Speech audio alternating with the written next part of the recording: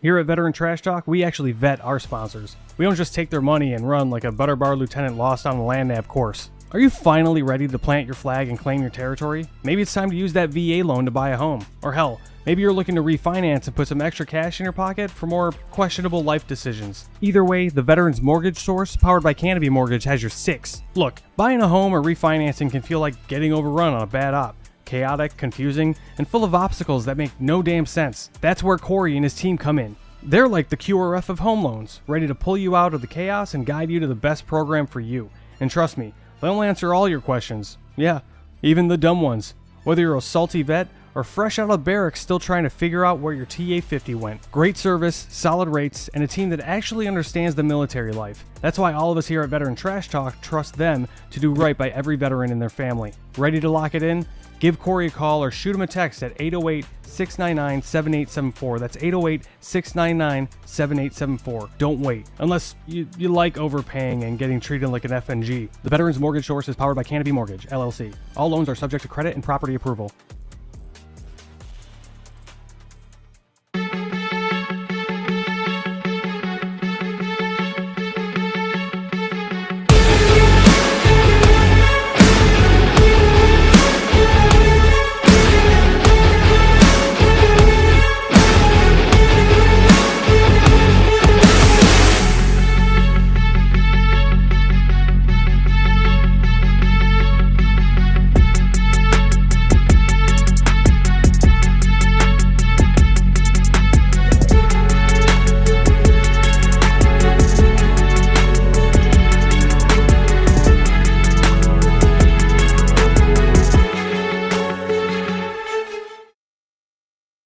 What's up, Trash Talkers? Listen, it's impossible to fight, okay, if you don't know what you're fighting for. Does that make sense? Like, if you're in the dumps and you're struggling with mental health, things of that nature, it's going to continue tearing you down, all right? Because you're consistently trying to fight something, which is that demon, which is usually something from the past, right? Maybe that why needs to be fighting for your future. Let that be your why. Get the hell up and start fighting for your future. Stop fighting things that happened in the past. Easier said than done, right? Go seek help. It's okay not to be okay. A lot of people need to hear this. You are more of a warrior and a fighter if you stand up and say, hey, this has to stop. I need to go seek help. The stigma, everything has changed. It's okay not to be okay. And so my honesty cap is dedicated to a little, we'll call it a public service announcement for civilians and other people in the military. There are a few people that you should always take their stories with a grain of salt. Vegans, CrossFitters, and special operations guys that tell you that they were special operations without being prompted. The first thing they say is, yeah, I used to be soft. Right. The only unicorn in that entire group is like a special operations guy that was like a vegan and did CrossFit. That guy's probably going to stay quiet for a little bit longer because he's confused as what he should talk about first. And that's the only reason. Right. Anybody that says that they were soft without being prompted or without it being like a normal part of your communications is probably either an enabler or going to tell you a bunch of stuff that's not exactly true. What's up, Trash Talkers? What's up, Gruntworks Nation? Big Earl. You heard Dave talk. You heard Buddy talk. Now, Buddy's all about, he is a Green Beret and he's Special Forces and yada, yada, yada. But he will not tell you that unless, he really, really likes you and he's made dinner for you. However, what Veteran Trash Talk does is we bring a lot of light to the veteran community, the first responder community. We promote that what we're doing well, all right, whether we're running for office, we started a business, nonprofit, all those things. Veteran Trash Talk is a super clean page. We got Gruntworks if you want to go there and raise a little hell a little bit, but we are here to promote veteran-owned businesses. So the show you are about to watch is a veteran or veterans or a spouse of a veteran or a child of a veteran that's doing great things in the community, and we need your help promoting them and getting them all all the success that they need. All right, guys, enjoy the show.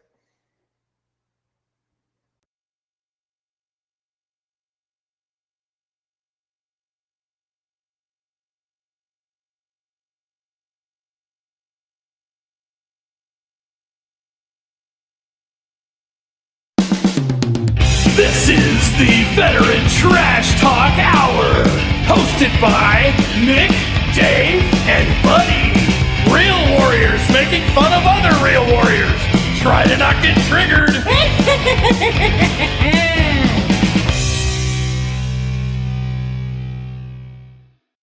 What's up, Trash Talkers? What is up, Gruntworks Nation? Welcome to Season 3, Episode 5 of the Trash Talk Hour. Special guest today is retired Sergeant Major Mark Reilly with the Washington Tattoo.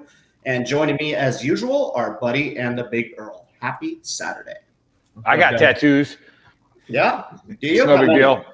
I got none. Too many. 0. Yeah, you got none. Yeah, you need a couple on your forehead. My wife makes up for those, man. Yeah. I'm good. So I'm good. mine aren't. How y'all doing today? Tattoos.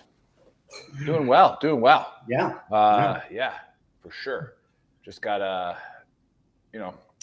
it's been busy, man. It's been busy. It has. Like I'm emotionally drained. Some of it in a good way, some of it in a bad way. Just everything that's going on. I got to watch a little bit of the Wisconsin-Alabama game today.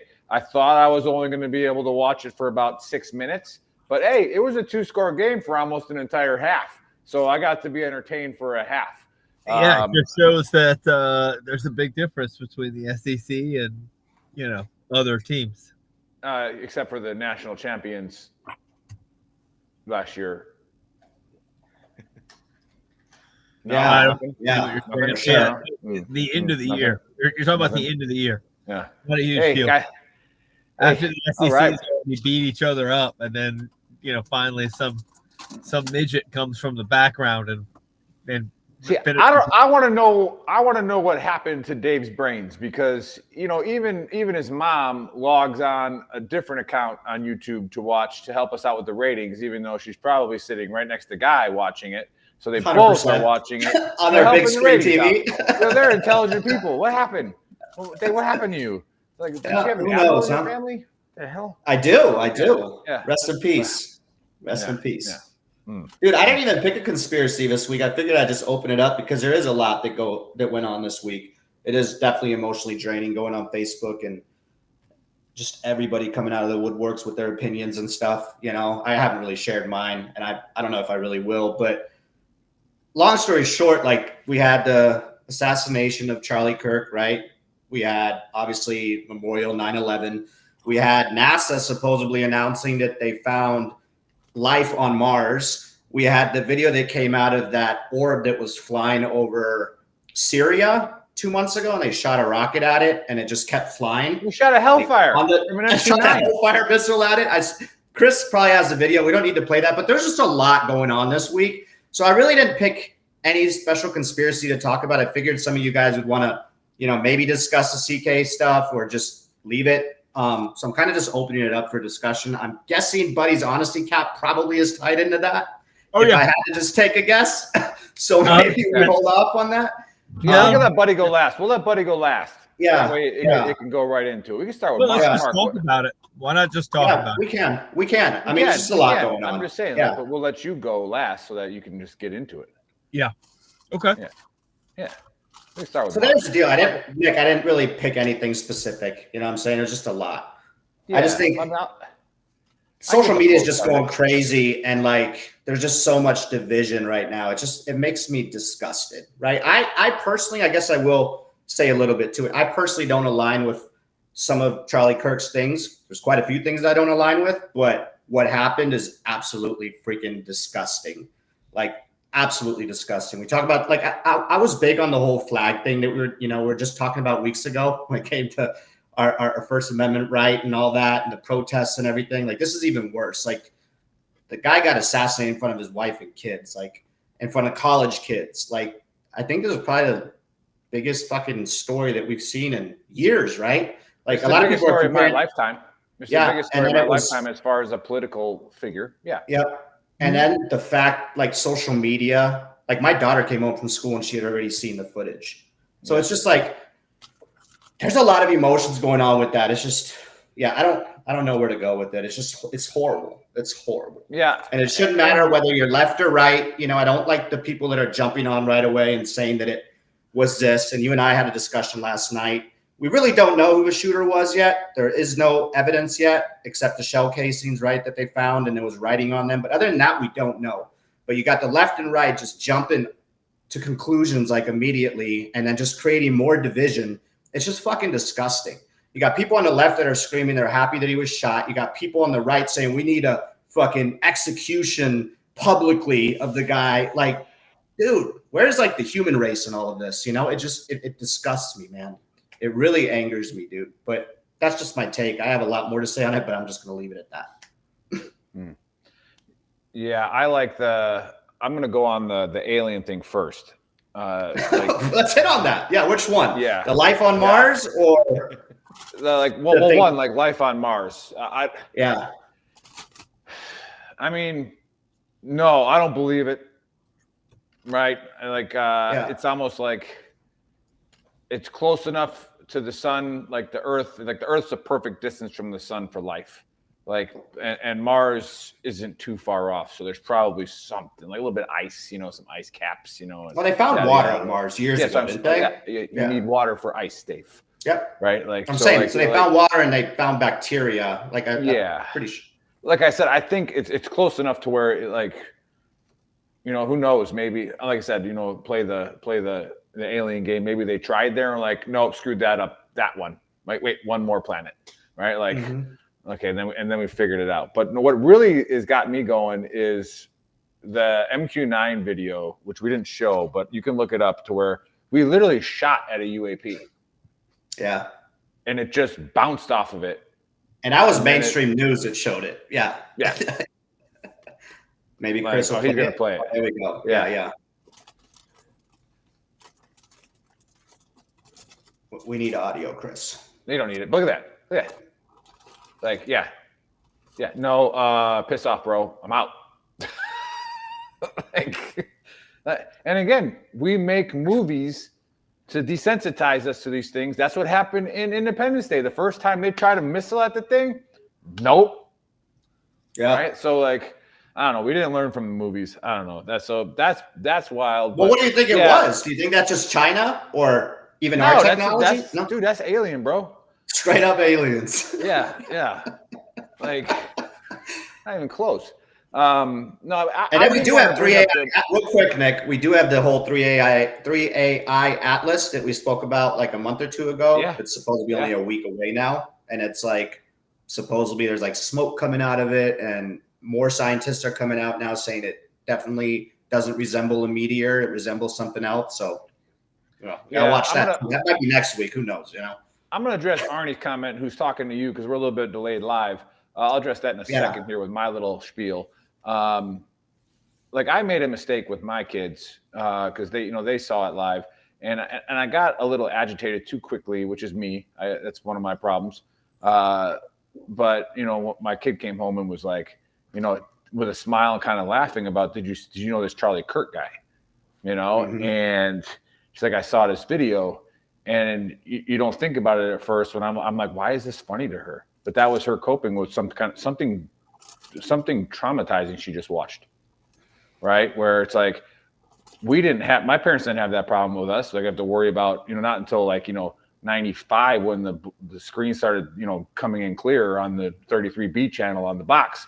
But you normally didn't see that stuff like HD, right in your face. And it happens so fast that you don't even get a chance to explain the context or what's going on or what's happening.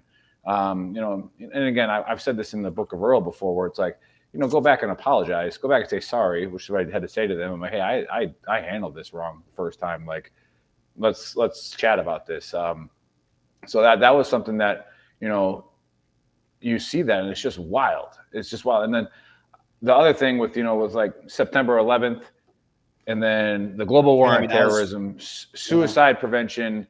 It's a heavy day. It's a heavy day for Cliff, one of our buddies, who was in the Pentagon saving people's lives. and his uniforms in the 9/11 museum. And we usually have him on the show on September 11th, and we talk about it. But he's doing great things in Europe right now. But I called a lot of people that I haven't talked to in a while. The past couple of days, and I even had to call my dad because, he was the only one that was alive the last time we had an assassin that I know, personally, really well, that was alive during the last time we had a very significant political assassination. And I brought up things like, I hate when people compare history through the goggles of today. However, I compared it to when was the last time a young voting base or a large voting base was up for grabs, right? In the 60s, you had black people now able to vote. That voting base was up for grabs. Who's going to get it, right? The two most influential black people who were telling people to think for themselves, they got Clinton, bro. They were gone. So when I talked to my dad about that, I said, if there was social media back then, there probably would have been a lot of people happy about Malcolm X getting killed. There would have been a lot of people yeah, man, that's what he gets for saying all this nasty rhetoric. Yeah, social media just brings the worst out in everybody. Yeah, that's what he gets. It's like a media. Yeah. And then that's what he gets for being a race baiter. You know what? There's no such thing as a race baiter really in the 60s. There was segregation and racism. It didn't have to bait anybody. It was there. And so regardless of say, well, you like him or think about it, that's some heavy times. And then you have, the JFK, RFK, where you have young, moderate, leaders of a party that weren't like the old leaders of the party.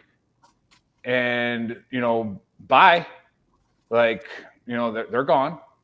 They went after mafia. They with RICO laws, all kinds of stuff.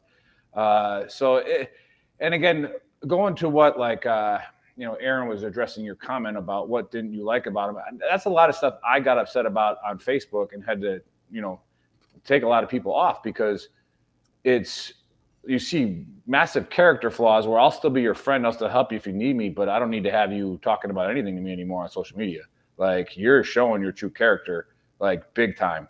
And what's frustrating is again, it's really hard to disagree with somebody who's debating. It's hard to say I disagree with Charlie Kirk. Now, you might not like the values and the institutions that he's developing his opinions on, but what he would talk about and what he would debate with young people, it's really, really hard to disagree with him. Like I said, but if you disagree with the values, of why? No, the values, but there are plenty of things, and I don't think, I don't think it'll be advantageous for anybody if we actually go into a full blown discussion. What is right? What is wrong? What he did. I think what people need to realize is just we need to come together as humans and understand that somebody was assassinated on live TV, and left, right, they all need to come together, regardless I think that needs to be, because you're doing the same thing then on the right. Not you necessarily, but people on the right are doing the same thing. Or it's just, how about somebody just got shot on live TV? And as a human race, we need to come together instead of saying, well, you shouldn't say that, or you shouldn't say that, or because, dude, me personally, there's a lot of shit that I didn't align with. And there's a lot of shit that you can fact check him too when he debates with college kids. These are college kids who haven't been around in a long time, I'll look forward to that fact check, but it's you and I can have an off the, Yeah, like I said, I look forward to that fact check, but it's simply just like you said, you got some really smart people apologizing because they thought they fact checked them and they were wrong, because that's all going to come out. Potentially. But again, the young voting base was up for grabs because when you poll people, and I'm very in tune to politics, and there's a lot of people who were Googling who the Hartmans were in the last 2 days because that's what mainstream media told them to talk about, and they had no idea about it. I'm very in tune. I was on the news when that happened. Constantly. Yeah. And like I said, I always tell people on social media, keep your receipts, because if you start speaking up, I want to see what you said 6 months ago because you didn't say shit, right? But there's the young voting base was up for grabs because as you poll them, they were flip-flopping back and forth because they don't trust anybody in the government. They don't trust Republicans. They don't trust Democrats. And so there was a base that was up for grabs. Mhm. And that's, like I said, I had to call people who were alive the last time that happened. I was like, when was the last time a voting base was up for grabs? And who was the most influential person to that base? And there is no argument who is the most influential person to that generation in politics. And the establishment took him out, but that's just me. I don't know if Mark wants to get involved on this before we go to Buddy. But Yeah, the conspiracies are nuts around this, and I'm not even going to go there because I don't, but holy shit. Yeah. The only thing I have to say is I was down in Dallas at the Bush Presidential Center on 9/11, and I'm part of a program with the Presidential Scholars through the Bush Center. And being there in that space, there's wreckage from 9/11. There's pieces of the tower there. We were walking through the whole section where he was there for the 2001 World Series, and they had his jacket and the baseball that he threw at the Yankee game. And so the night before, we heard about Charlie Kirk. It was super heavy. Congressman Pat Murphy was one of our guest speakers, and he had wrote on his Substack an article about the weight of 9/11 and Charlie Kirk being murdered on that same time. And not that they were linked. He wasn't going down that route, but he was just talking about the gravity and weight of American society when it comes to Gen Xers, and then also what that means now for millennials and folks in the newest generation of voters. And so, I mean, there's a lot of weight that's going around. He was putting it towards service and trying to lean, on just a positive way to look towards how do we continue to serve, knowing that this challenge is amongst us. And with this being such a massively politically divided time, like, what do we do with those pieces of information to try to inspire people to do public service?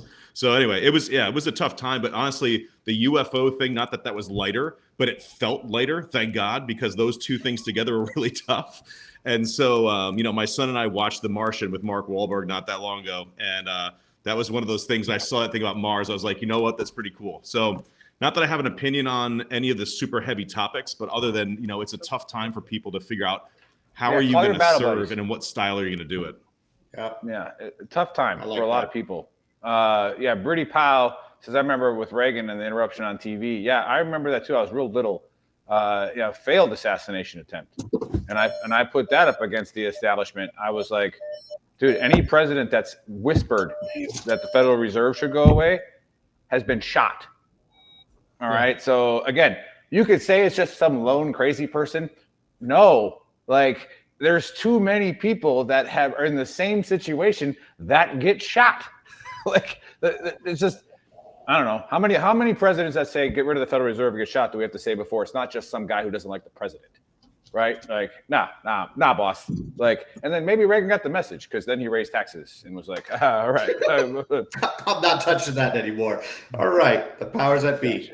Yeah, cripes. Yeah, buddy. Yeah, there we go. We got you all warmed up for this, buddy. Let's go. Yeah. So, who killed him doesn't matter as much as what he stood for and what was killed. So, it doesn't matter if the shooter was left, right, center. Doesn't matter. It matters that a person who spent the last 12, 13 years debating people on religion, conservative values, not killing babies in the womb. At the end of the day, debating. Not only was he just speaking about his opinion, but he gave people the opportunity to have a discourse with him and prove him wrong. And to have that guy get killed, we're at a point, we've spent a long time as Americans where, we were like, oh, well, we'll give people the benefit of the doubt and try to be very tolerant. This is one of, it's probably the only, we'll call him celebrity or political figure in my life, definitely, that's been assassinated, that things are black and white. It's not gray. He was killed for what he believed and what he was doing, and that is 100% wrong. People that celebrate it are 100% wrong. It's not gray, it's black and white. And I think that I don't know what's going to happen in the next month, 2 months, week. But we're definitely at a point in America where we are, you got to pick a side. You can't be in the middle and be the gray man. You have to pick a side and if fundamentally you believe is right. If you believe that it is right for somebody that you don't like that speaks their opinion and it's against you and they should be killed for it, then you're on one side. And if you believe the other way, you're on the other side. And I think that we've done a lot of outsourcing of letting police or the military or someone else, like, and it's not just the Charlie Kirk thing. It's the young lady that was killed on the bus in North Carolina. It's every week it's one thing after another. We had a school shooting too, and I hate that I didn't even mention that, but we had a school shooting in Colorado, and with the revolver where the guy was reloading his revolver like multiple times too. Yeah, like, and you see it, and the one thing that rings true is that there are people that could have either been in a position where they could have done something to stop it or help and didn't, because they were worried about the repercussions. And we're getting to the point now where we have to realize that you can't outsource it anymore. And as an American, you're going to have to speak up, and you're going to have to take an active role in preserving the freedom that we know and we have and we love. And if you're not willing to do that, then you're going to end up you're going to be on one side or the other, or you're going to be collateral damage. That's there are only 3 places that you're going to be, and you need to pick which side you're going to be on. Spot on, buddy. Are you talking? Which side are you talking? Like politically? No, he's talking about whether it's right or wrong to be murdered for this. 100%. You don't get to make a statement and then be like, "Oh, it's okay." And you've got people. 1,000%. And like I said, you've got people that are they're going to make excuses for the shooter. They're going to make excuses for the environment that created. Like I said, they'll victim mentality him. We're done with excuses. We're done with the tolerance of bad behavior. We're done with the barbarism of stabbing somebody in the neck just because. We're done with crying in court when he got sentenced. Like, get out of here. We're fighting. We're fighting on the train, and like I said, almost every day, if you look, there's something else. And I think that the silent majority has to stop being silent and start being not only vocal but active. If you see something, don't just say something, do something. On the spot corrections are a real thing. Stop making it a bad thing that somebody tells you that your behavior that is socially unacceptable. We've spent so much time putting blinders on to socially unacceptable actions that now that becomes the new standard. It's just like anything else in the military. If there's a standard, what is that standard though? Then what is the socially obviously murdering somebody or just attacking somebody? But it's not obviously murder. Where do you draw the line? Somebody got murdered and nobody did anything about it. If there is that was horrible. I agree. If there's a standard for action, okay. Talking in a theater. Oh, Buddy left. Buddy got kicked off. But what I wanted to talking in the theater. I think I know where he was going at with that though. Talking in the theater while the movie's playing, just don't fucking do it. And somebody's gonna say shush. Like shush, shut up. Because I paid $12 for this, but they won't. That all goes back to manners though too, and your upbringing, and Right. I shared that but I also wanted to bring up the Hortman thing because you can check my receipts. I commented about that when it happened, and that broke my heart too. You want to know why? Because if you're not from Minnesota, stop acting like you know what the hell the upper Midwest is like. All right, that was political violence, wasn't it? Wasn't it? Yes, 100% it was. Minnesota is a 3-party state. You can win the gubernatorial race there with 34% of the vote. All right, Jesse Ventura got elected there, I think, with like 36% of the vote. right? Jesse Like Ventura. I'm serious. Like, so I know. it's a wild political state. Miss Hortman, Senator Hortman, state senator, she did an awesome American thing and voted to stop giving illegals health care. She was one of the 3 state Democrats to vote with Republicans. And she was Clinton'd for it. And the same thing, they tried to say, oh, it was this far right guy. And it turns out, no, it's dude, crazy people now are easier to find by people who want somebody 69, like that dead. I can pick that guy right now to go do something stupid for me if I want. Right. And whether he's successful or not. Okay. It's just like, and we talked about this on Facebook a little bit today, is, the mental health crisis in America. And Charlie talked about this a lot too. And Charlie also talked about standing up and saying something if you're being wronged. What did you say? And I do a lot of these trainings that we'll talk about later with people. What did you get up and do about it? And like Buddy's saying, being tolerant, and what Charlie would say is empathetic toward it, didn't do you any good, did it? Because empathy leads to action. So you were sympathetic about it, right? Like, what did you do to stop that? Did you stand up for yourself? It's really hard to. When you're a victim. Okay, I agree. All right. Did your battle buddy stand up for you? All right. Did you tell anyone? All right. So it's like, and I get it. I get it. But if we want it to stop, and I think that's where Buddy's going to, you got to do something.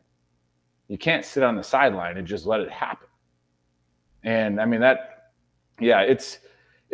gets me. It bothered me. And like I said, the Hortman thing bothered me too, because she did what she was supposed to do and voted for her people.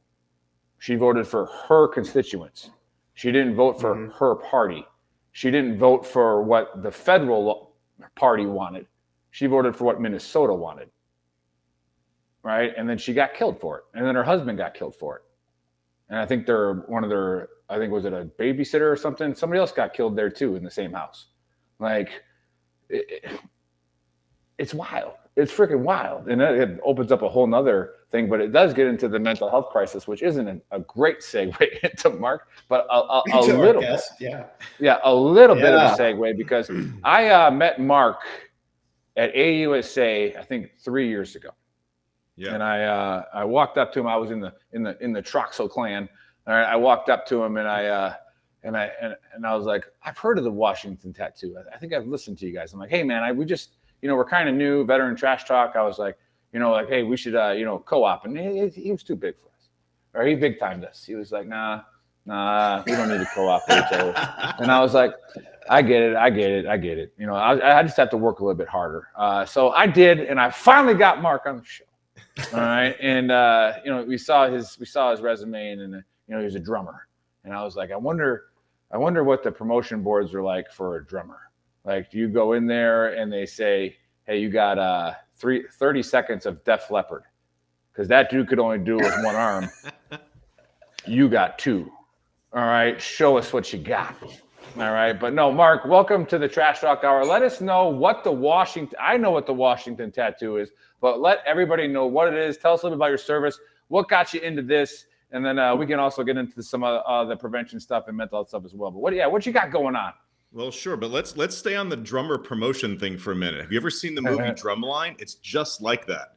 You get into the regimental sergeant major's office and you just duke it out. The fastest rolls, the loudest visuals, whatever.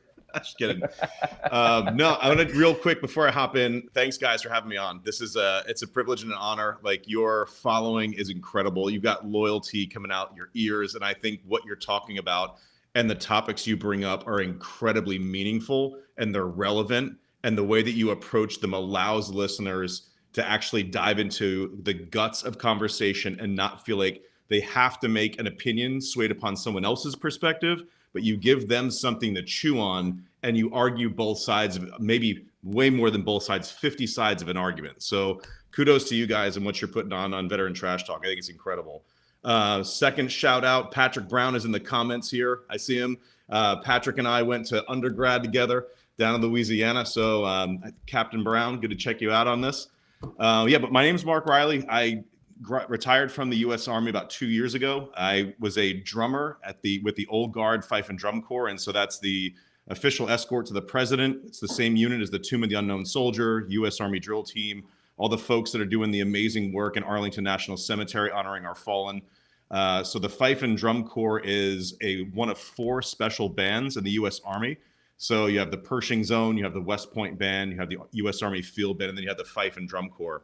And the Fife and Drum Corps is unique because it is an active company inside of the 4th Battalion, 3rd U.S. Infantry Regiment. So it's attached to an infantry regiment. You're doing all of the infantry battalion runs, all of those types of training. So you're heavily embedded with infantry folks, 11 Bravos every single day. And as a band guy, you've got to have tough enough skin to take all those band comments. But you know what? You're working together every day to try to make soldiers' lives better. So for me, it was a huge honor to be a part of that. And yeah, really a privilege to be on. But it's a little bit about my background. I don't know what kind of details you want to go into the White House side of things, if you want to go into the tattoo side of things, the mental health side of things. But that's just a little opening statement there. Yeah, nice. And I would say, like, be honest, if you fell out of a run, you know, like is old Sergeant Major Rocky, like is old Nick Rocky going, he's just a bugle player. Like, it's all right. Like, you know, leadership culture is a real thing. So it all depends on what you want to see happen. You're right. When I fill out of a run, never happened. So when I had to lead people and I was the one picking up the fallouts, that was a very different thing because then I had to report everything up the chain of command. Yeah. I'd like to get into the tattoo a little bit. I'm sure that a lot of that stemmed from your service in Washington. But when it comes to mental health, when it comes to veterans, like when we first started Veteran Trash Talk, we had a very large Vietnam veteran following, and we didn't realize that. And we didn't realize why. And then the same with the female veterans. We didn't get why. Like, why are there, like, what's going on here? But the pride, I served, like the honor, the legacy. Talk a little bit about what the tattoo does for that and how that equates to mental health for veterans. No, I love it. And thanks for asking that. So during the first 15 years I was actively a drummer, doing performances, traveling as a representative, working with U.S. Army recruiting, all of that kind of stuff. The last 5 years I was in policy writing. And so we were in the middle of the bottom-up review, and we were looking at what is the secondary mission of Army music. And we started to build a white paper on how we could keep Army music closer to the warfighter. The further music gets away from the warfighter, the more they're going to keep chopping. And the DOD, or now the DOW, is now Department of War. I retired 3 years ago. Yeah. So their priority is not the arts, right? So how does the arts supplement what the warfighter needs? And so that was something we really dove into. The unit would always go, the Old Guard was always at Walter Reed. We would always be working for, nurse graduations, wounded warrior, part retreats. We'd always go to San Antonio. We'd go to BAMC. We'd go to the Burn Center. And I mean, you're working and performing for kids that are 19 years old that are never going to live a normal day in their life again. And you saw the ROI of what music could do for well-being, mental health, and quality of life. And so packaging that in a way that was quantifiable, because it's a very qualitative measurement, but you're taking an intangible and trying to create tangible value from music. And so that was something that was really hard to do when you're inside of a chain of command, because personalities get all in that mix. So the Washington tattoo really dove into putting together a military performance that honors our veterans. And so that's pretty easy, right? So you put together some music, you play the Army song, you play the Marines hymn, all that kind of stuff, and then people feel really proud. Well, that's great. How are we capturing that response, and how does that individual feel better because they went through that experience? And so what we started to do at the end of each event is we started just chatting with veterans, and they were coming up to our staff, and they were just telling these horrific stories. I mean, brutally honest stories of being ambushed in combat, getting hit by an IED, going to sing karaoke with their buddies. They came back, the buddy didn't. And so, like, you're getting into these very personal stories, and music was the tool for these people to open up about their service in a way that they were not able to do it in any other way. And so you have music therapy, you have art therapy, but there's a study that shares that 86% of veterans will not touch the word therapy.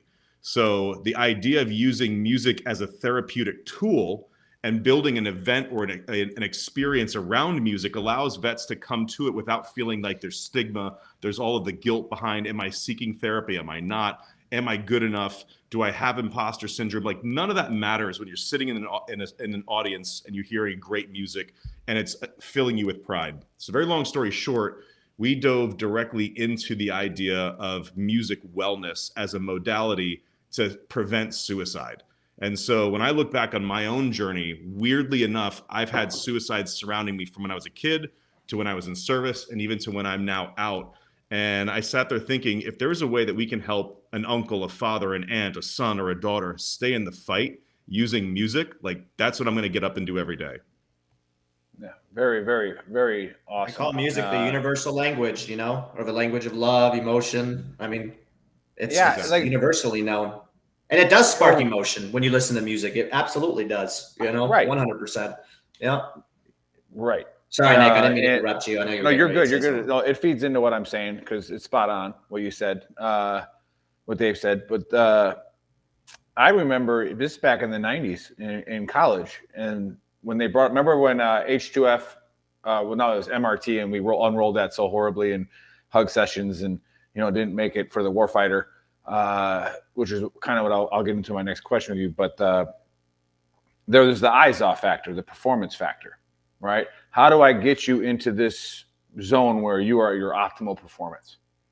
I remember in college in football where we had our lead trainer was PhD from Michigan, and he would take tape and look at somebody who started, not producing in the third quarter, right? And some of those guys, literally, he would go, "What music do you listen to before the game?" Mm-hmm. And they'd play it, and he'd put a blood pressure thing on them and a heart rate thing on them.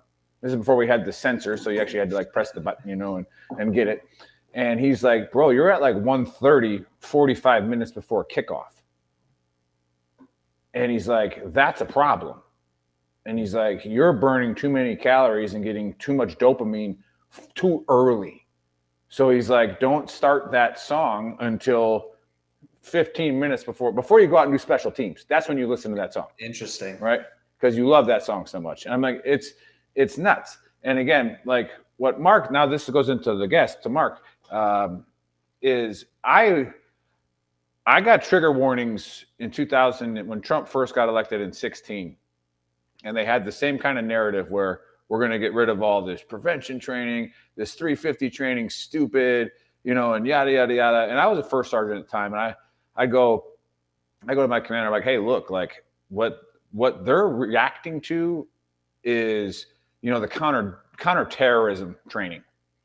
That's stupid. All right. The SEER training that my E3 has to do online, right? He just needs to upload his photo and have a safe word. He does not have to go through a 6-hour class on how to evade capture.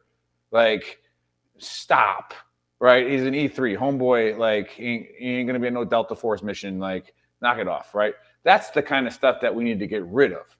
I go, do not put your name on a piece of paper that says we're not going to do suicide prevention training. Don't sign that. Don't assume that risk. And so I got a little nervous with that because you hear the same rhetoric again. We're going to get rid of this this useless training. Because why? Well, you can't quantify it. All right. The face-to-face interactions with soldiers when you talk to them it's qualitative, right? There is, again, it's suicide prevention training. This is what the people at DPRR would say, right? Oh, well, it's got to be data driven. Bro, show me the data of what you're doing right now is working. Mm-hmm. You can't do it. It's kind of hard to, yeah. Right. And then you have to wait till the end of the year to be like, did we win or not? Hey, 2 less suicides, we won. Or 15 more than last year, we lost. That's the only real data they got. right? And I talk about this constantly in my training is why aren't we making it a warrior skill? Why aren't we training it as a battle drill? And why are we hiring 100%. civilians to do it? We don't bring civilians in to run our battle drill 6. We teach our staff sergeants how to do it. Mm-hmm. Right? And then the staff sergeants go train the Joes how to do it. Why aren't we doing that? Why are we not doing that? Why are we not putting people through really, really hard, stressful situations? Right? And again, we modernize training so that we can get people through training. Right? If we didn't have to, if we could get everybody through training, we wouldn't have to modernize. Why aren't we doing that with suicide prevention? But yeah, that being said, you brought up that interesting point about qualitative and quantitative data, and a lot of people don't understand that. So that hits me. Like when a soldier, like the Army song, we kind of laughed every time it came out when we were active duty, because why? We got to stand up and sing it, and it's. We were in the infantry. Nobody really knew the words either. Well, we could just the hook. We knew the hook. That's right. But and homie behind you, and homie behind you is totally tone deaf. Yeah, screaming. Yeah. But the most important thing as a young E5, E6 is it's keeping me away from happy hour. Like as soon as we why are we singing this song? I need to go to class 6, get my 30 rack, go get the beer pong table out so I can dust Dave's ass. Like this is what's stopping me, right?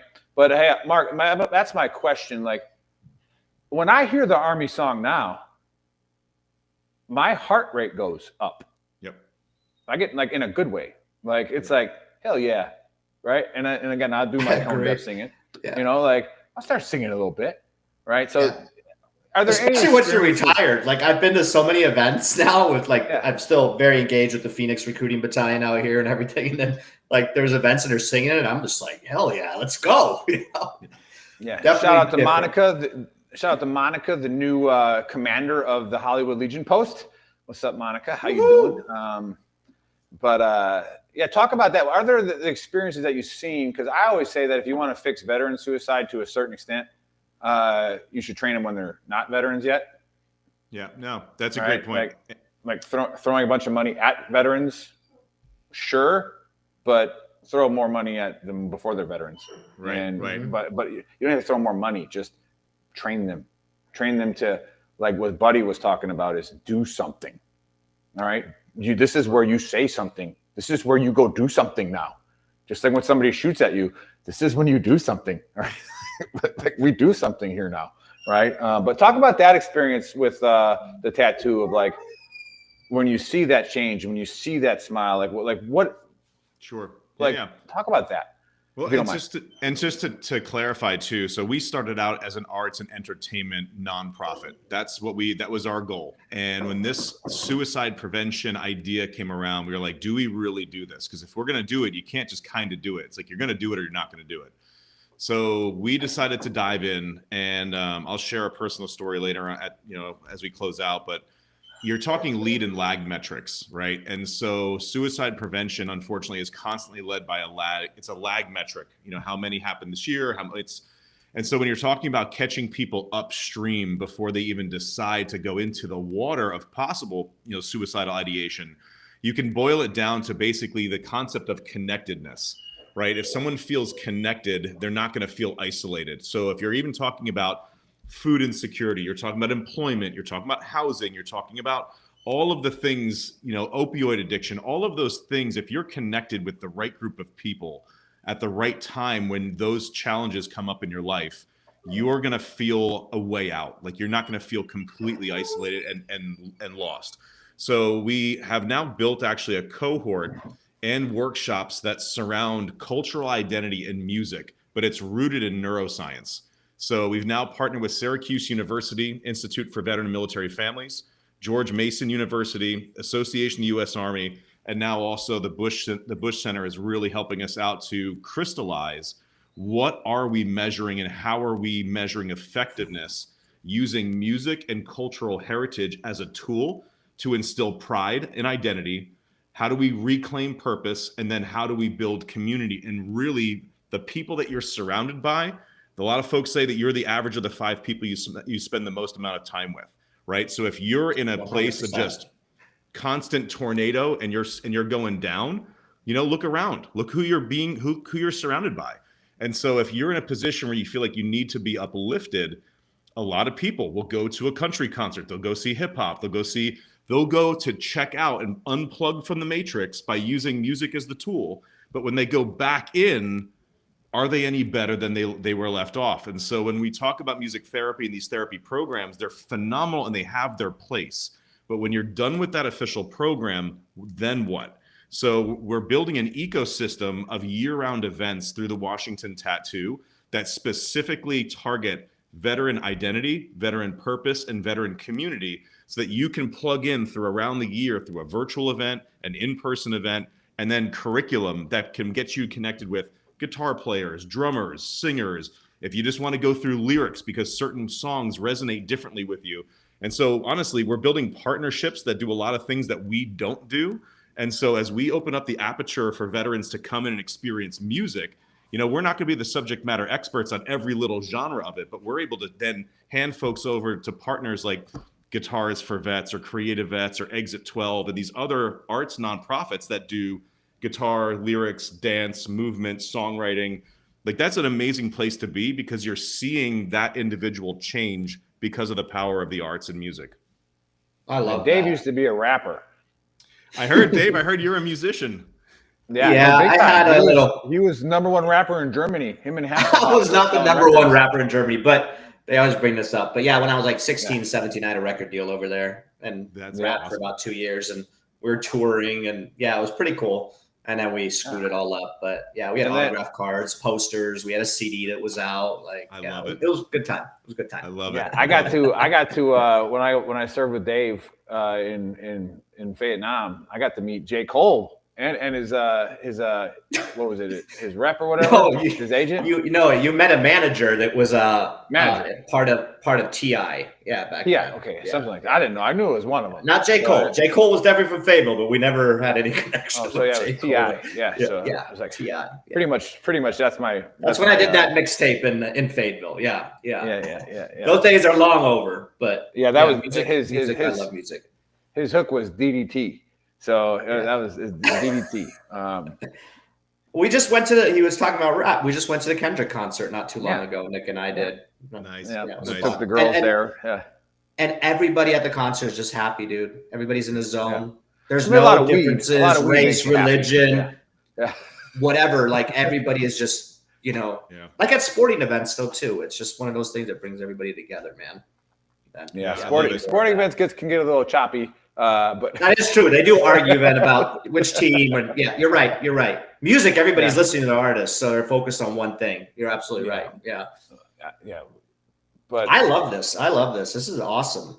So where can people look more into you or contribute to the cause, or are you guys taking donations? What does all that look like? Yeah, no, great question. So we are doing quarterly cohorts, and so that is a curriculum based on what's called rudiments to recovery. So rudiments are the basics of drumming. So we teach basic rhythm, meditative breathing, song deconstruction. Because if you think about neural pathways and how your brain processes music, you can have music going on in the background and you're not really paying attention to it, but it's there.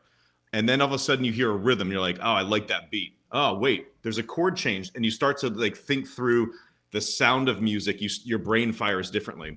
When you start to sing along to lyrics, your brain changes completely. So you start putting memories of times gone by, or this lyric means this thing. And so your brain has different ways of processing music. And so we deconstruct that through a curriculum using rhythm, lyric deconstruction, meditative breathing, and then peer-to-peer storytelling.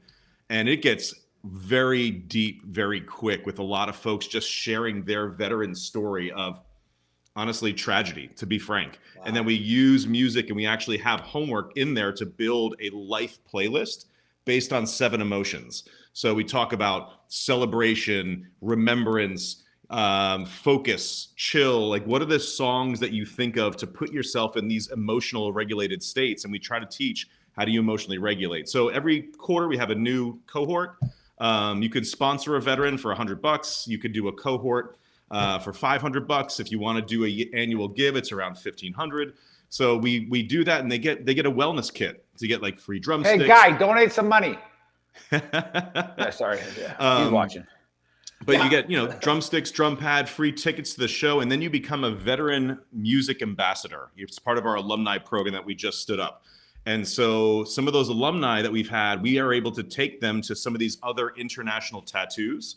So other international tattoos exist in Edinburgh, Scotland, Basel, Switzerland, and these big giant music events. And we take folks with us.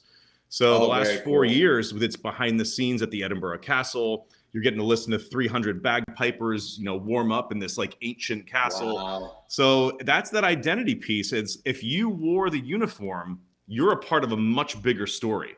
And so when we bring folks into the history of music, the history of military music, people nerd out. People nerd out all the time. So that's a way that we get people involved. If people want to volunteer, they can look up www.thewashingtontattoo.com. We are on all the major social medias, so Instagram, Facebook, LinkedIn, Twitter, X, YouTube. And so if folks want to get involved, we'd love to have you. We have a newsletter that comes out. We don't spam anybody. If it's coming out, it's legit information. We also partner with a lot of great whiskey companies, and we do rooftop whiskey tasting events in DC. So we have one coming up. It's been phenomenal. We have one on Pennsylvania Avenue coming up. Look at you right there, the 10th Mountain. Love it. So yeah, anyone who wants to partner with us, we're doing some incredible work. We officially became an America 250 program partner. So we're recognized by Congress to be part of the official America 250 celebration next year. So, we're looking for folks that want to be a part of that amazing celebration. But the underpinning of everything, if you look at it, we're doing great events, bringing folks in, but the philanthropy is all veteran mental health around music. And normally I call out people for using school words. Because on Veteran Trash Talk, you have to be able to spell the words that you say. Yeah. But seeing as you're a band nerd, I'm not going to call you out. I'm pretty sure you. We got a lot of Marines here too, so that when we have our authors on, we're like, "There's no pictures in the book. Sorry." Sorry, you can't come on. You can't come on. Just lost all the Marines that are watching. To in the spirit of rap, you quote some Eminem and come back to reality, right? Let me know this, because I've said this to my kids, and I used to say this to some younger soldiers when I would hear a comment like, "Oh, this is my jam." I'd be like, "Why is this your jam?"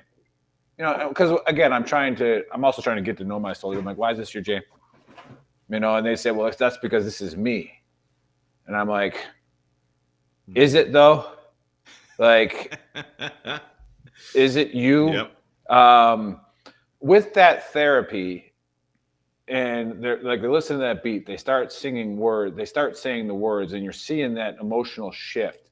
Is there a point where in that homework, is that in the therapy where it's like, hey, now come back to reality. What is your actual reality? Yeah, that's a great question. And so we have behavioral. We ask those sometimes. Yeah. And quite honestly, like triggering events do happen. Like people will go down a rabbit hole and something comes up and they're not in a good spot. And so that's where having a behavioral health specialist in the mix is like a necessary thing we have to do. So in that workflow, that's where a lot of this really good research is coming in. And Syracuse University has been really, really powerful to say, what are we measuring and how are we measuring it? And that imposter syndrome exists everywhere. And I'm like, you had it earlier in the show. So, but it's all right. I didn't want to call you out, but yeah, keep going. Yeah. Well, no, I live it. Like I live it every day. And I even was the kid, like my parents grew up in the Bronx. Like they were New York City kids. They moved out of the city when I was born to get me out of the city. I would spend summers with my grandparents, in the Bronx in Castle Hill. And I wanted to be the kid from the Bronx, but I wasn't. And so I had to reconcile that. I was in an infantry unit, but I was a band guy. So I wasn't so it's like, you're this, but you're this, but you're this, but you're this. But in reality, everyone's kind of like that, right? It's like, we all want to be something and we're all aspiring to be something. And we hope that it's that fake it till you make it thing. But at some point, you're going to have to figure out what is your skill set that you're actually good at. What do you want it to be? How do you want it to be better? And how are you trying to attempt to chip away at making it better? Because it's just not going to magically happen. So when somebody in the cohort I want to be a singer and they're horrible, right? That's often because most people think they hear themselves and like, oh, I can do it. And you're like, maybe not. So at that point, you start to unpack what is it about singing that makes you inspired to sing, right? And you're starting with the hope and inspiration, and you want to uplift people more than tear people down, right? Of So it's course. nothing worse than saying, hey, I'm going to use music as a vehicle for bad. And that's one of the that's one of the things that makes me upset, is when people are using music and they're tearing people down. It's tough, but it's reality. So long story short, when you're unpacking that and you're looking at someone who is potentially not strong in music, you're trying to get them to understand being around music and experiencing it for fun and enjoying it does not necessarily mean you need to be great. You can just be there and you can be a consumer of the music and enjoy it just as much. I love all this. Yeah, I would like to, and we can talk after the show how we can like tie in and support somehow, or I want to follow this. Yeah, this is really good stuff. Right. Explain the tattoo. Explain the name. Yeah, like. Yeah. So tattoo is an actual call, a bugle call or a drummer call that would have been played at the end of the evening. So if you have reveille, church call, mess call, if you have any of your West Point folks that are out there, the Hellcats play everything. They are the soldiers' watch at West Point. So you're hearing calls for all the cadets to move here, here, and here. During the 17 and 1800s, soldiers were not rich enough to own their own watches. So if you look, that NCOs and commanders had some type of timekeeping device, but the drummer, the bagpiper, the fifer, or the bugler was the sound of the commander on the battlefield and in the camp. So tattoo was the final call of the evening around the camp to tell the tavern keepers to turn off their beer taps and send the soldiers. Also, it's like the last call. It's like the last call. It's the last call for alcohol was tattoo. And so fast forward, it turns into the term tattoo, and that now is an evening event. So it's an evening music event that takes place. And the largest one is in Edinburgh, Scotland. So they have the Royal Edinburgh Military Tattoo in front of the Edinburgh Castle for 26 nights in August. There's 10,000 people that come to each show. So there's roughly 250,000 people that come to see this event every year. But yeah, that's the history of the term tattoo. And if you've ever been to the Tomb of the Unknowns or you've been to a military funeral and you've heard taps is a very shortened, condensed version of the old tattoo call. Interesting. I learned something new today. That's what's up. Yeah. I did want to give a shout out to Monica for doing our producer's job and putting your website in the chat. Appreciate that. Now, if the producer wants to do it, it'll go to all the channels we're streaming on, which another big shout out to MBR Radio, Military Broadcast Radio. They share us on Twitter, and it boosts our ratings up massively. So appreciate doing that. Have you ever heard of, have you ever talked to Eric Wan with Wave and Neuroscience? I have not. I would be an amazing person to talk to. He was one of our first guests.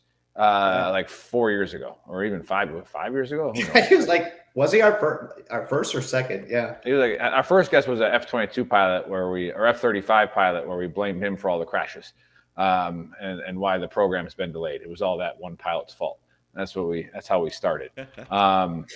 But no, he's a NASA. He was a naval aviator. I thought he was Navy SEAL, wasn't he? No, naval aviator. The Navy SEAL you're talking about is the one that was also turned into an astronaut, but then Eric also was in space as well. So real smart guy, and he uses magnets and stuff like that here, and he's out here in California. But I can get you guys connected for sure. I know he'd be happy to talk that.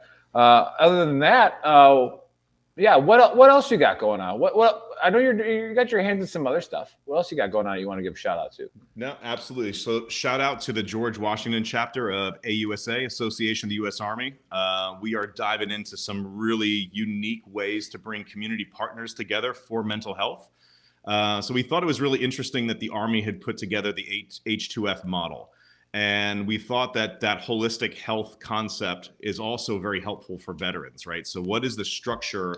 The VA has a whole health model. Other folks have other models. So AUSA, the George Washington chapter, did a really cool event this past April at the U.S. Army Museum. And we brought in partners and, are trying to grow that out. And Nick, you were there. That was the initial one that we had put together. And so, we had the director from the U.S. Army National Guard there. It was really incredible. So General Stubbs was there. that's a lot of fun to bring folks into an experience where they're going to get to rub elbows with high Army brass, and then just be able to, talk to them, get a moment where they can be kind of candid about what they think and what they feel and how they can help. So that's one effort. The other effort that's been a lot of fun is getting into the cultural identity of Scotland and the America 250 launch. So we partner with the UK Embassy quite a bit.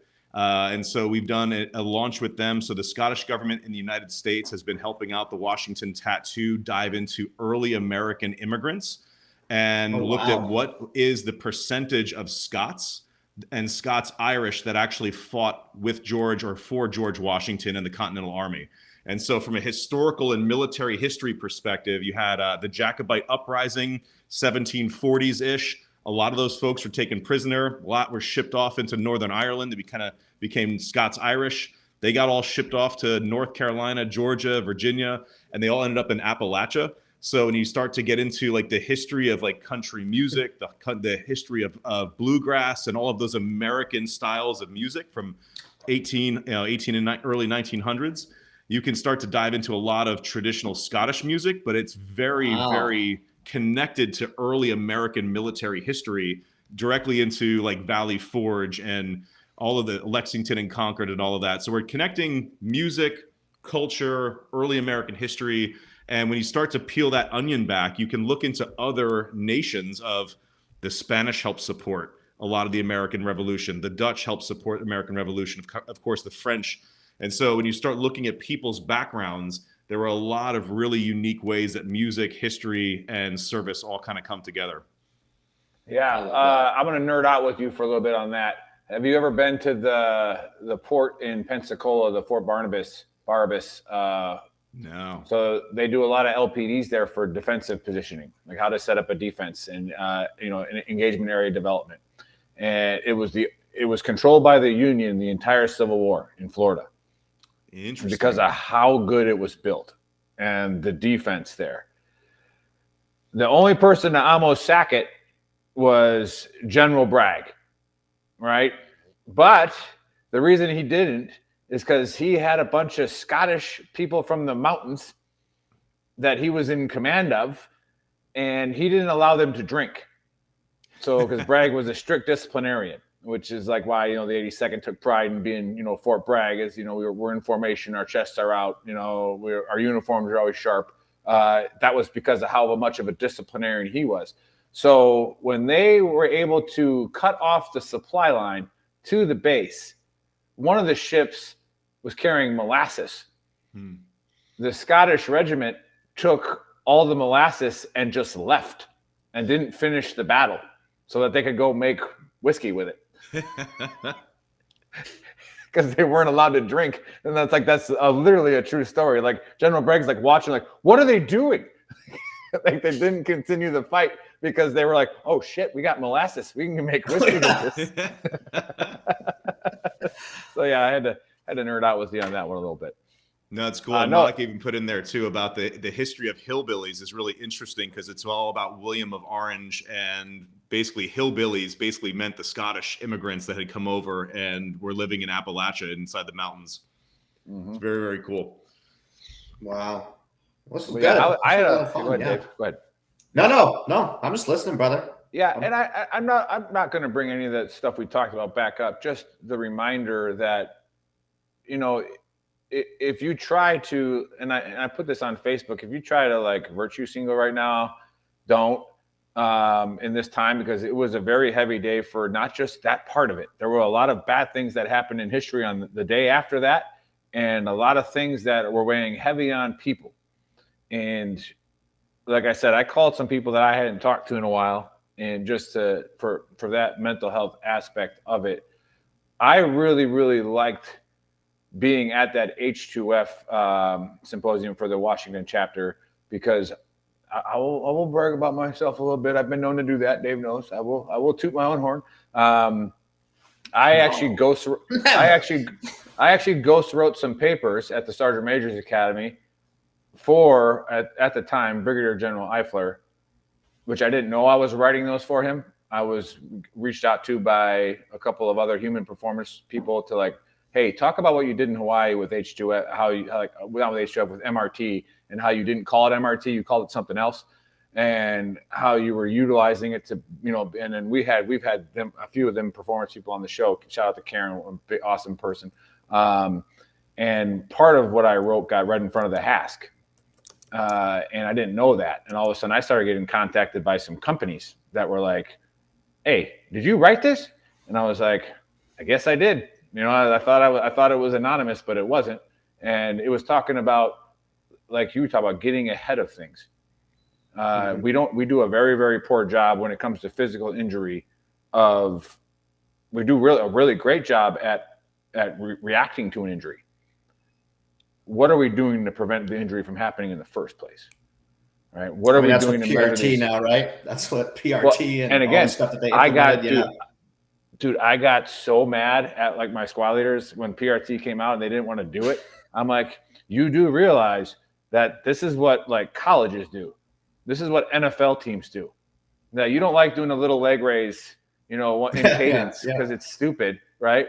But you're strengthening that 18-year-old kid's hip flexors so that when he puts a 45-pound ruck on, all right, it doesn't blow out a year later, right? And then but measuring somebody, that's what you were talking about earlier. How do we measure somebody? How do we get a measurement on who is this person, right? And I go back to what I talked about with training, suicide prevention, SHARP, any type of prevention. What are we equipping our soldiers with to combat it, to fight it as a battle drill, to prevent it?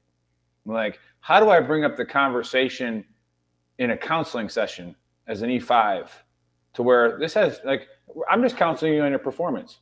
All right, but maybe I give you something to say to them to find out if there is something wrong.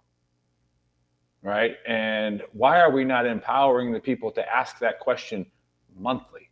Not, are you going to kill yourself? But like finding deeper root things about the person, about, okay, we need to watch this person.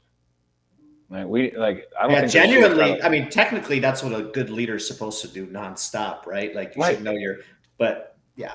When I do my training, I feel like some people have those traits. Like you always come in like as a first sergeant. I remember like, how are you doing? I'm good. Like, what does like I'm good mean? Like, take the time out of your day to actually ask. But that took 17 years of you. That took 17 years of life experience. I did it as a platoon sergeant though too. I mean, I always cared about you, Nick. But you know what I'm saying? Like, you did the same for your soldiers, and that's, I think, so it should be in a leadership manual. I think, like, it should be written, maybe, because people do need that. They need to be told. But you have to train people on how to. You have to train people on how to do it. And what you're bringing up, Dave, is what I talk about when I do my trainings. I'm going to go to Fort Sill next week and train for a week on suicide prevention. And they're one of the worst bases right now. Patrick's got to go. But right now they're having a tough time, and they haven't even hit the hard months yet. And I'm gonna go there. Yeah, I'm gonna go there and talk to them. And I say this. I go, I was pretty lucky in the Army. I got into a community, a brotherhood, a leadership community that was really solid.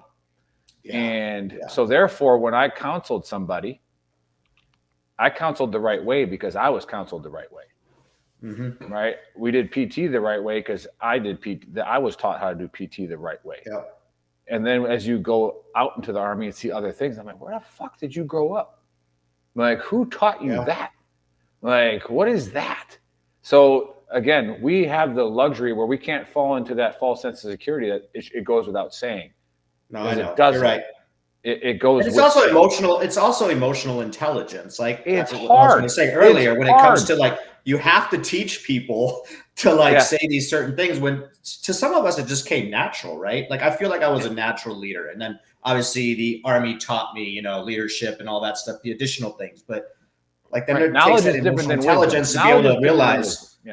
Yeah. It's just, dude. Yeah. But we could go on hours about all that. We could, but I don't want to eat up too much more of Mark's time. Yeah. Really do love that you came on. Really like what you do with the Washington tattoo, with the George Washington AUSA chapter. Before, I think, was I supposed to give the AAR? I was. Yeah. We talked a little bit. We talked a little bit about of everything that happened in the last week. A lot going on, but the main point of all that is call your battle buddies. Like we say all the other time, but this week's a pretty big week. It's a pretty heavy week. Call your battle buddies. You know, if the name pops across your head, reach out to them. As Buddy always says, the universe is connected. If you think about somebody, give them a call. And you know, it's always a good time to learn. And I always look at it that way. I never hate getting proven wrong.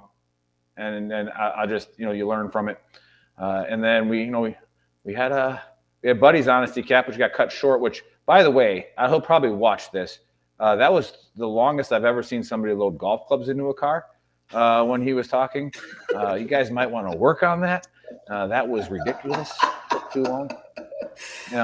It's really simple, guys. Like you guys don't know what that was all about. Maybe too many tequila frescas or whatever they were drinking on the course. So good luck at Bristol. But Buddy was given his honesty cap where he said, you'd be the first one. I think we know where he's going. You'd be the first one to step up and say, shut up in a movie theater. Yeah. Why don't you have that courage to stop somebody from saying or doing something stupid? Right. And then again, it doesn't go without saying, if somebody's displaying signs of emotional, mental distress, do something. Right. Mm-hmm. And it doesn't matter if you feel bad for them as a victim, talk to them. And if you have to do something for them in a good way, do it. And then we had Mark. You know, Mark did drumline to get promoted to staff sergeant and went in there and out-drummed the first sergeant to get promoted. We covered that. And that's pretty much all you have to do. You know, awesome things and bringing military traditions and customs and then using music to, you know, bring everybody together. Also identify, you know, all kinds of, you know, mental strengths, mental traumas, and, you know, find yourself through music. And I think we all can relate to that, even if we don't like it a lot. We can all relate to it. There's always a song that gets you moving somehow, whether you like it or not. Mine's a Brick House, that old funk song. I don't care. I lose my shit when that song goes off. And then mine's like probably a DMX song. Yeah. Joe and I used to listen to that in Samara every time before leaving the wire before mission. I mean, anytime you start a song off growling, you know, it's like this is gonna drop. So, but all right, we'll give Mark the last word, and Dave, close us out. Yeah, no, thank you guys so much for having me. It's an honor and a privilege to be here. My drum instructor when I was very young said, look, whatever I'm showing you, whatever I'm teaching you, it's not yours to keep. It's only yours to give. So I feel like everything that I've been able to experience in my career, I'm a steward of it, and it's not mine to keep. It's only mine to give. So I have been very blessed to have a wonderful career, and it's just my time to give back. So thank you guys for allowing me to have a platform to help and share and give back to our community. Love what you're doing, Mark, and stay on. So the outro will play, and then we can talk afterwards. But thanks again for coming on. I want to look more into this and get more informed because I really love what you're doing, and our brothers and sisters definitely need it.